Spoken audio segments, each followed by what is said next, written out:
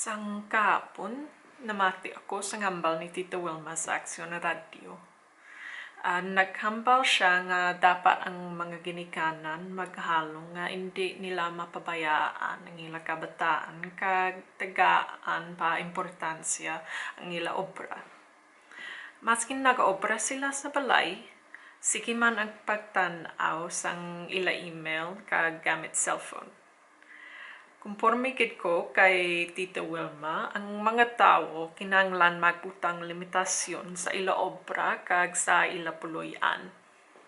Pamatyag ko nga problema gid ini sa bilog nga kalibutan kay kainas sang aga namati ako sa podcast sa UK nga naghambal sang amo man sina.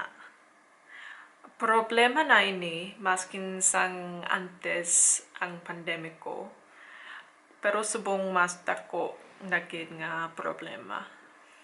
Kay nga, kung ara ka sa balay, permi ka lang madisturbo kay may pagkaon sa kusina, makadto ka permi sa fridge para makuha sang kalanon o kung mag-init tubig para magtimpla sang kape o kontsa. Madisturbo ka man kung makita mo ang mga hilimuson sa balay o kung hulugasan nga mga pinggan.